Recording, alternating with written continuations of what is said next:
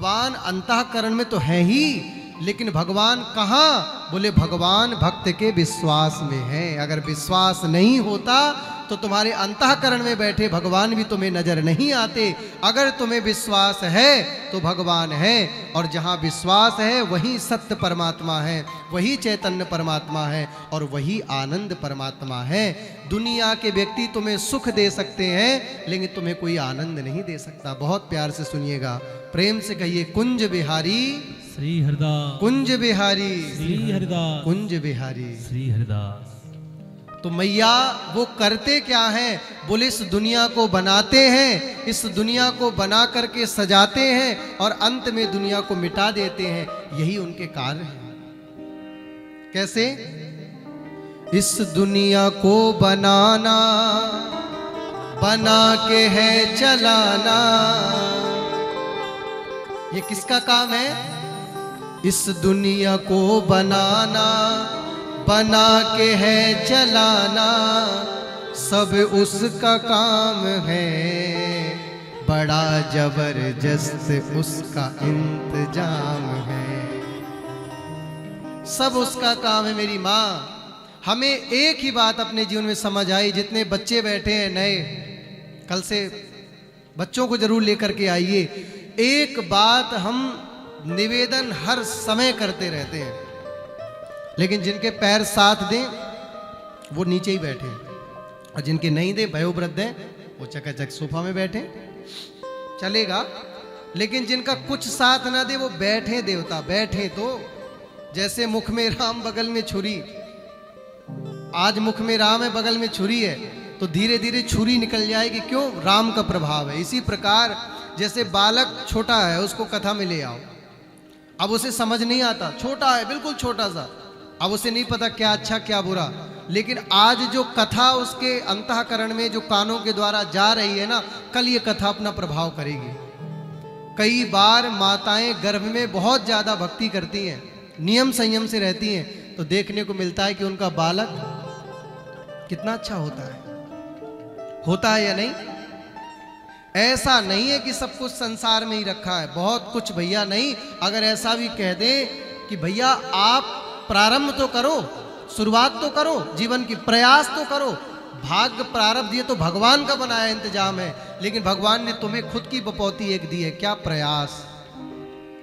प्रयास तो तुम्हारे हाथ में है, प्रयास करने के लिए तुम्हें किसने रोका? और प्रयास करते करते सब कुछ भैया ठीक होने लग जाता है, और तुम सही दिशा पर आ जाते हो।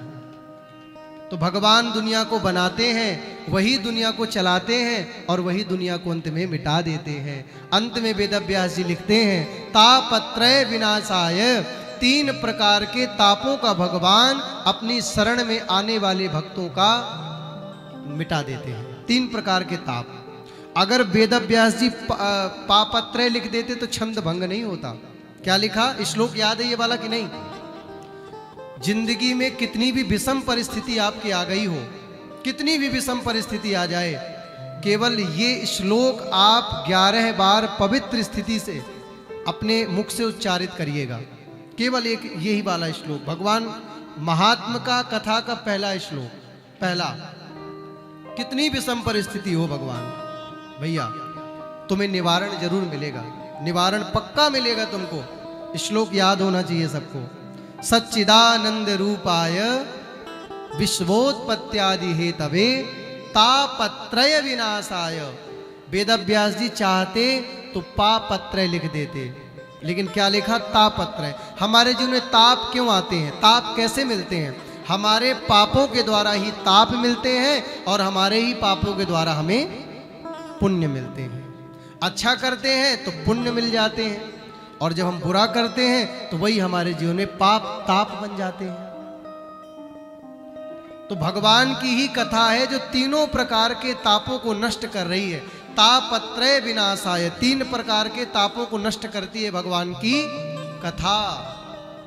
और भैया 3 प्रकार के ताप बनते हैं हमारे ही कर्मों से, कहीं बाहर से लेने नहीं जाने पड़े, कहीं बाहर से नहीं आए ये ताप, हमारे ही कर्मों से बने हैं।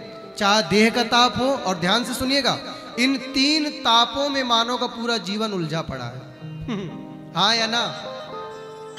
देखो कितनी बढ़िया शुभारंभ है भागवत जी की। 3 प्रकार के ताप हैं और ये ताप मिलते ही हमारे पाप से हैं। किसी की मजाल नहीं कि भगवान की बनाई गई तुम बपौती हो, और भगवान की बनाई गई बपौती में किसकी मजाल की तुम्हें कष्ट दे जाए। इसीलिए भगवान ने स्पष्ट कर दिया है, कोई किसी को दुख सुख नहीं देता। आप जब पुण्य करते हो तो आपके जीवन में सुख मिलने लग जाता है, और जब पाप करते हो तो ये 3 प्रकार के तापों के द्वारा तुम भोगने लग जाते हो। जीते जागते कष्ट मिलना शुरू हो जाता है। 3 ताप, दैहिक ताप, दैविक ताप और भौतिक ताप। ये क्या है? हमारे पाप ही ताप बन के निकलने लग जाते हैं जीते जागते।